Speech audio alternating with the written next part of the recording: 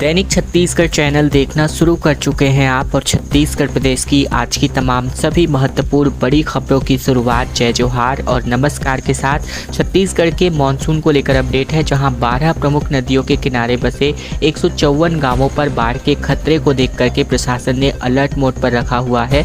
दरअसल कबीरधाम जिले के छोटी बड़ी प्रमुख 12 नदी नालों के तट पर बसे 154 ग्राम पंचायतों को संभावित बाढ़ प्रभावित क्षेत्र के लिए चिन्हांकित कर दिया गया है और इन सभी ग्राम पंचायतों को संभावित बाढ़ से बचान और राहत पहुंचाने के लिए 58 राहत शिविरों को तय किया गया है ताकि आपदा पर तुरंत राहत मिल सके। कबीरधाम जिले में बाढ़ एवं आपदा साथ ही राहत और बचाव कार्य के लिए जिला प्रशासन द्वारा कार्य योजना तैयार कर लिया गया है। कलेक्टर जन्मेजय महोबे ने बीते दिन समय सीमा की बैठक में कबीरधाम जिले में पिछले 4 दिनों से हो रही रुक रुक कर बारिश और विशेष को ध्यान में रखते हुए तहसीलदार को वर्षा की स्थिति और संभावित बाढ़ और उससे निपटने की तैयारियों की जानकारी ली। जिला स्तरीय बाढ़ और आपदा नियंत्रण कक्ष के लिए डिप्टी कलेक्टर आरबी देवांगन को प्रभारी अधिकारी बनाया गया है। बिलासपुर रायपुर सहित कुल 32 स्टेशन ऐसे हैं जिनका कायाकल्प अब होने जा रहा है। रेलवे बजट में छत्तीसगढ़ को 6,922 करोड़ मिले हैं, जिसको लेकर अब काम जो है जल्द ही शुरू हो सकते हैं। 32 रेलवे स्टेशन ऐसे हैं बिलासपुर और रायपुर सहित छत्तीसगढ़ के जिनका कायाकल्प होने जा रहा है और इसकी प्रक्रिया चल रही है।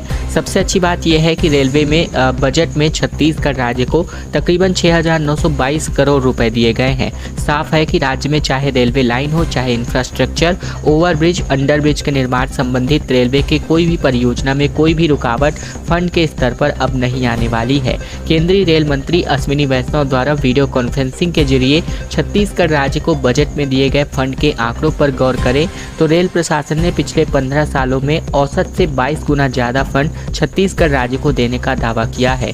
माना जा रहा है कि एक बार फिर से एक के बाद एक विधानसभा और लोकसभा चुनाव में भाजपा को छत्तीसगढ़ से मिले जन समर्थन का सम्मान करते हुए राज्य को ये सौगात दी गई है। बात करें तो अकलतरा, अंबिकापुर, बैकुंठपुर रोड, बालोद, बारतवार, बिल्हा, भानुप्रतापपुर, भाटापारा, भिलाई और साथ ही भिलाई नगर, भिलाई पावर हाउस, बिलासपुर, जांजगीर चांपा के लिए चांपा, दल्लीराजहरा, डोंगरगढ़, दुर्ग, हथबंद, जगदलपुर, जांजगीर नैला, साथ ही कोरबा, महासमुंद, मंदिर, हसौद, मरौदा, निपनिया, पेंड्रा रोड, साथ ही रायगढ़, रायपुर जंक्शन और राजनांदगांव, सरोना, तिल्दा, नेवरा, उरकुरा और उसलापुर स्टेशन इसमें शामिल है। रायगढ़ में हाथी ने ग्रामीणों के घर को तोड़ा। रात में गांव भर में इन्होंने उत्पात मचाया। दरअसल छत्तीसगढ़ के रायगढ़ वन मंडल के केनानी बहाल क्षेत्र में हाथी ने रात भर अपना उत्पात मचाया है। रात भर हाथी जंगल से निकलकर गांव तक पहुंचा और धान खाने के लिए ग्रामीणों के मकान को क्षतिग्रस्त करने लगा। इस दौरान हाथी ने 3 मकानों को भी तोड़ा है। हाथी के आने की जानकारी मिलने के बाद से वनकर्मी और ग्रामीण इकट्ठा हो गए और उन्हें जंगल की ओर खदेड़ने का प्रयास किया गया, लेकिन हाथी गांव में ही घूमते रहे। सुबह तकरीबन 5 बजे के बाद हाथी जंगल की ओर चले गए। वनकर्मियों के मुताबिक हाथी 2 रात में 5 मकानों को क्षतिग्रस्त कर चुका है। साथ ही बात करें तो धान खाने के लिए लगातार हाथियों का दल अब जो है गांव पहुंच रहा है, जिसकी वजह से ग्रामीण रज्जगा करने को भी मजबूर हो रहे हैं। ओपी चौधरी ने कहा कि अब जमीनों की रजिस्ट्री पेपरलेस तरीके से होने वाली है, जिसके लिए मोबाइल ऐप भी डेवलप किया जाएगा। दरअसल छत्तीसगढ़ में जमीनों के पंजीयन के लिए अब रजिस्ट्री दफ्तरों को पेपरलेस बनाने की तैयारी की जा रही है। इसके अंतर्गत एक मोबाइल ऐप तैयार करवाया जा रहा है, जिसके माध्यम से जल्द ही लोगों को घर बैठे रजिस्ट्री की सुविधा प्रदान कर दी जाएगी। आवास एवं पर्यावरण मंत्री ओपी चौधरी ने प्रश्नकाल के दौरान एक सवाल के जवाब में ये बातें कही, जहां उन्होंने कहा कि रजिस्ट्री विभाग में कई रिफॉर्म्स किए जा रहे हैं। रजिस्ट्री में विवाद न हो और उसके मामले जल्द निपटाए जाएं, इसके लिए पहले ही सतर्कता आयोग का गठन किया जा चुका है। प्रश्नकाल में भाजपा विधायक सुशांत शुक्ला ने बेलतरा विधानसभा में रजिस्ट्री के आवेदनों के संबंध में जानकारी चाहिए थी। उन्होंने पूछा था कि उनके क्षेत्र में गलत रजिस्ट्री अनियमितताओं को रोकने के लिए कितनी शिकायतें की गई थी और उन पर क्या कार्यवाहियां की गई हैं। इस पर मंत्री चौधरी ने कहा कि जिला स्तर पर होने वाली शिकायतों का ठीक ढंग से निराकरण नहीं हो पाता है, इसीलिए उच्च स्तरीय सेल का गठन किया गया है। चौधरी ने कहा कि यदि संबंधित खसरों में कोई भी गड़बड़ी हुई होगी तो तत्काल इस पर कार्यवाही कर दी जाएगी। किरंदुल में बाढ़ की वजह से पलंग समेत एक बच्चा बह गया, जिसकी वजह से ये अभी भी सदमे में है। दरअसल बात करें 21 जुलाई दिन रविवार के दिन की, तो दोपहर 3:40 पर दंतेवाड़ा के किरंदुल शहर में हर तरफ से आवाज़ें आ रही थी, क्योंकि यहाँ बैलाडीला की पहाड़ी से NMDC 11C प्लांट की तरफ से लाखों लीटर पानी शहर की तरफ बढ़ रहा था। लोग इससे संभल पाते इससे पहले ही सभी के घरों में ये मलबा आ गिरा। दरअसल 180 से ज़्यादा मकान इसकी चपेट में आ चुके हैं, जहां 10 से 15 परिवार भी बेघर हो गए हैं। इनके पास ना तो अब खाने को कुछ बचा है और ना ही रहने को, जिसको लेकर कलेक्टर ने बीते दिन इनके क्षेत्र का दौरा किया और जानकारियां मांगी। साथ ही 1 घंटे की बाढ़ से किसी का बच्चा बह गया तो किसी की मां, कोई घर में फंसा रह गया तो कोई छत से छलांग लगाकर अपनी जान इन्होंने बचाई। दरअसल हर तरफ जो है तबाही का मंजर कुछ 1 घंटे में ही देखने को मिल गया। बात करें तो यहाँ NMDC के जो बांध है उसके फटने की वजह से ये तमाम हादसे हुए। बाढ़ की चपेट में आने की वजह से कईयों की बरसों जमा पूंजी, सोने चांदी के जेवर, मकान, दुकान और पढ़ाई लिखाई के सारे जरूरी दस्तावेज भी पानी ने अपने साथ बहा लिए। पहाड़ से आई इस आपदा ने तकरीबन 750 से ज़्यादा लोगों को प्रभावित किया है और ये तमाम तस्वीरें 21 जुलाई की हैं। रायपुर वार्ड परिसीमन को लेकर अब वार्ड परिसीमन का जो काम है छत्तीसगढ़ के हाई कोर्ट ने स्थगित कर दिया है। लेकिन अभी बात करें तो 52,815 वोटर्स का वार्ड व 21 वार्डों का क्रमांक बदल चुका है। दरअसल नगर निगम चुनाव के पहले बीते दिन राजधानी के 70 वार्डों के नए परिसीमन का प्रारंभिक प्रकाशन किए जाने के साथ ही अब राजनीतिक गतिविधियां तेज हो गई हैं। परिसीमन 2011 की जनगणना को आधार मानते हुए 10,48,000 की जनसंख्या के हिसाब से किया गया है। इस दौरान वार्डों की संख्या तो नहीं बदली, लेकिन 21 वार्डों का क्रमांक बदल दिया गया है। एक वार्ड की जनसंख्या को दूसरे में शिफ्ट करने से तकरीबन 52,815 ऐसे वोटर्स हैं जिनका वार्ड बदल चुका है और इस तरह परिसीमन से शहर के तकरीबन 4 लाख वोटर प्रभावित हो रहे हैं। निगम चुनाव से पहले इन वोटरों को मतदाता सूची और आधार कार्ड को अपडेट कराना होगा, राशन कार्ड में भी अपना पता बदलवाना होगा और इस परिसीमन का न केवल शहरवासियों को बड़ा फर्क पड़ेगा बल्कि पार्षद भी इसकी वजह से प्रभावित होंगे, क्योंकि 4 वार्ड के वोटरों को दूसरी जगह शिफ्ट किया जा रहा है और इससे उस वार्ड के पार्षदों को अपने जमीन नए सिरे से तलाशनी पड़ेगी, क्योंकि कई नेताओं के वोटर्स के शिफ्ट होने की वजह से उनके लिए अब राजनीतिक संकट गहरा रहा है। छत्तीसगढ़ में NGO संचालक के घर पर NIA की छापेमार कार्यवाही हुई, जहां भिलाई के कलादास डहरिया पर नक्सल एक्टिविटी से जुड़े होने के शक में ये छापेमार कार्यवाही हुई है। छत्तीसगढ़ के भिलाई में मुक्ति मोर्चा मजदूर कार्यकर्ता समिति के सदस्य कलादास डहरिया से पूछताछ करने के लिए NIA की टीम पहुंची। जामुल लेबर कैंप स्थित घर के बाहर CISF और जामुल पुलिस भी टीम मौके पर तैनात रही। बताया जा रहा है कि कार्रवाई नक्सल गतिविधि से जुड़े होने के शक में की गई है। हालांकि NIA की तरफ से इसकी पुष्टि अभी तक नहीं हो पाई है।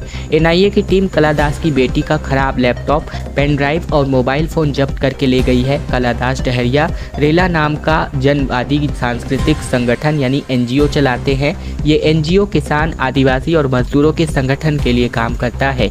इसके लिए देश भर से फंडिंग की मिलती है।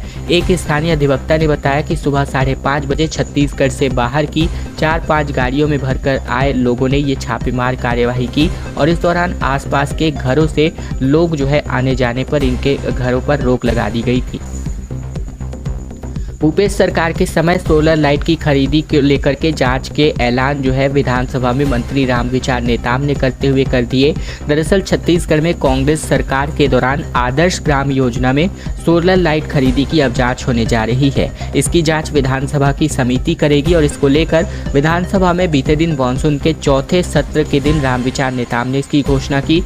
कोंडागांव से बीजेपी विधायक लता उसेंडी ने प्रश्नकाल के दौरान 2021-22 में सोलर लाइट खरीदी का मुद्दा उठाया। उन्होंने पूछा कि कोंडागांव में प्रधानमंत्री आदर्श ग्राम योजना के अंतर्गत सोलर स्ट्रीट लाइट की कितनी शिकायत हुई है, इस पर क्या कार्यवाही हुई और इस पर मंत्री नेताम ने जवाब दिया कि कोई शिकायत नहीं है। फिर उसेंडी ने कहा कि यहाँ अफसरों ने सदन को गलत जानकारी दी है। मेरे पास सूचना के अधिकार से जानकारी है कि 3 शिकायतें हुई हैं और जांच भी हुई है। पूरे प्रदेश में सोलर लाइट भ्रष्टाचार का केंद्र बिंदु बना हुआ है। उसेंडी ने पूछा था कि जांच कराएंगे क्या, इस पर नेताम ने कहा कि जांच की घोषणा कर दी गई है।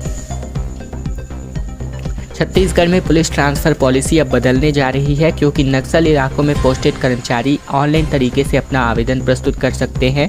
छत्तीसगढ़ में पुलिस की ट्रांसफर और पोस्टिंग नीति को बीजेपी सरकार बदलने जा रही है। इसके बाद पुलिसकर्मियों को विभाग के चक्कर नहीं लगाने पड़ेंगे। इसके पहले भूपेश सरकार में अगस्त 2022 में पुलिस ट्रांसफर नीति बनाई गई थी।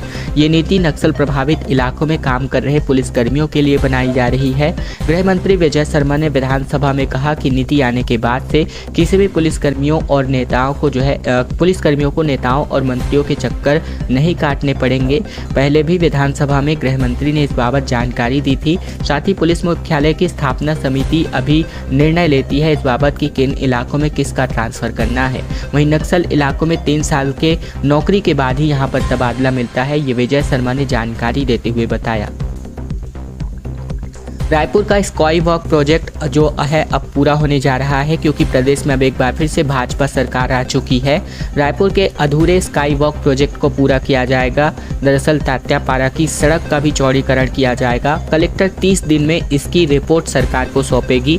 दरअसल बात करें तो ये जानकारी सरकार की ओर से मंत्री अरुण साव ने विधानसभा में मीडिया से चर्चा के दौरान साझा करी। मंत्री अरुण साव ने कहा कि स्काई वॉक के काम को कांग्रेस की सरकार ने रोक दिया था। पूर्व अनुमोदित किए गए प्रोजेक्ट के अंतर्गत स्काई वॉक का काम करेंगे। जो पहले से तय था वैसे ही काम होगा।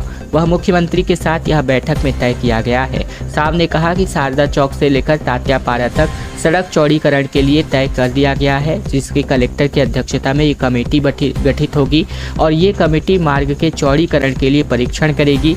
कितनी जमीन का मुआवजा देना होगा, कितने हिस्से को चौड़ा किया जाएगा। 30 दिन में ये तमाम रिपोर्ट कमेटी जो है सौंपने वाली है, जिसके बाद आगे का काम किया जाएगा। मेगा प्लेसमेंट कैंप का आयोजन कवर्धा में होने जा रहा है, जहां 375 पदों पर जो है प्राइवेट कंपनीज भर्ती करने वाली हैं। कवर्धा जिला रोजगार एवं स्वरोजगार मार्गदर्शन केंद्र कबीरधाम कार्यालय परिसर में 30 और 31 जुलाई 2024 को प्रातः 11 बजे से लेकर दोपहर 3 बजे तक प्लेसमेंट कैंप का आयोजन किया जा रहा है, जिसमें 31 जुलाई को fire safety and disaster management institute Bhilai के द्वारा फायरमैन के 20, सिक्योरिटी गार्ड के 150, सिक्योरिटी सुपरवाइजर के 50, ड्राइवर के 10 व होम केयर टेकर सर्विस के कुल 100 यानी कुल 330 पदों पर भर्ती होनी है। वहीं अगर बात करें तो 30 जुलाई को मुथूट माइक्रोफाइन लिमिटेड कोटा रायपुर के द्वारा रिलेशनशिप ऑफिसर के 40 पद, BCM के कुल 5 पद और कुल मिलाकर 45 पदों पर यानी टोटल मिलाकर बात करें तो 375 पदों पर यहां भर्ती होने जा रही है प्राइवेट कंपनीज में इन प्लेसमेंट कैंप्स के थ्रू।